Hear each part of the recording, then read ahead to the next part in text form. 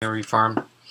This is the last in the videos, me putting together the parts for the parallel riser system I made for a home theater system. I'm just laying out a blanket so I can put the sheet face down with feet up on the bench and not have any scratches. When I tend to move this stuff, I tend to use mechanical advantage as often as possible. I don't reach over and try and lift up the whole thing as often as possible, or I lever it against my chest or belly when I have to flip it up and move it. But having a blanket down on a bench really helps. So there's the female coffin lock, and there's the stove bolt with the black head, and I pop it through the holes that I drilled a while ago. I have a Teflon nut.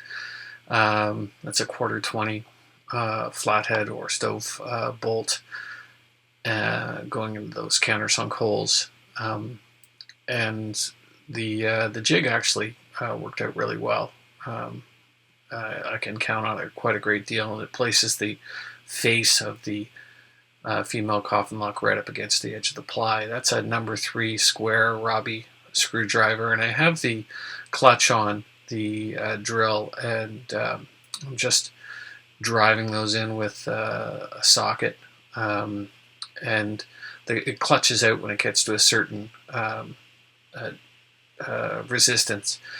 The thing I'm showing here is you have to be really careful the way it clutches out, because you can actually over tighten these.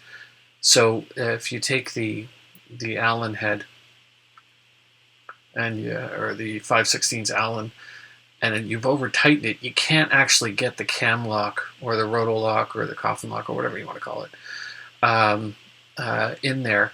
So you actually have to loosen up the nuts so you get no squish inside the female side of the coffin lock. You can also over tighten the male one, and it'll make it really hard to move. So you want enough friction that it'll hold it in place without moving, but not so much friction that you're actually compressing the opening of the roto lock. And so there you can see it's got all of that. And so I'm just testing it out there to make sure that I'm not over tightening those. I go and I put all 4 of those on, and because the 1/4 20 bolts are too long, that's just a cutoff disc.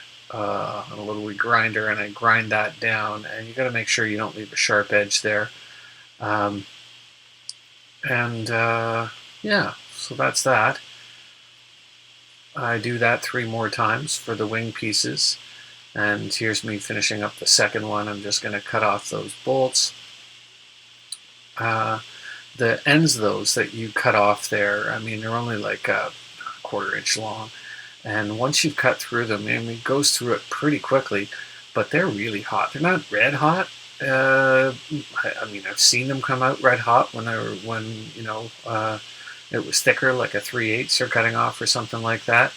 But those little nubbies, when they come off, they can be pretty darn hot. You got to be careful of that.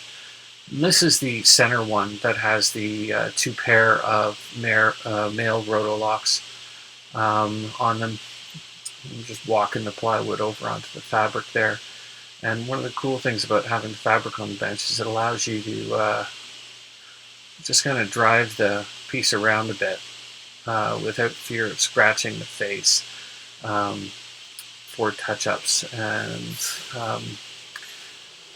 in the previous videos I had an audio issue that I just obviously muted everything. And this is the male. I put the 5/16 Allen drive in there,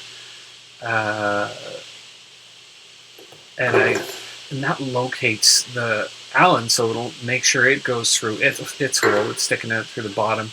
And then I take the Robbie on the bottom and tighten that up, and I just so I cinch it up so it's just tight enough. And I do that with the 4 of them.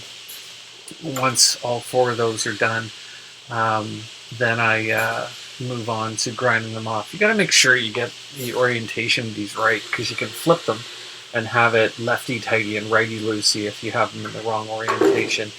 And if you get it wrong, you got to fix it, because it's just a pain in the bum later when you go to put them together. That's just me locating the Allen in that hole, and it's really tight, and then I can put the stove bolts in and move on to putting the nuts on and tightening that up, and rinse and repeat 2 more times after that. And when that's done, I can go and grind them off, and then that's really the end of the project. You saw in the first video how it goes together in my little intro, so if you want to revisit that, I'm not going to replay it here because it's already there. Anyway, I hope this is helpful, and yeah, I appreciate your time, and I'll see you next time.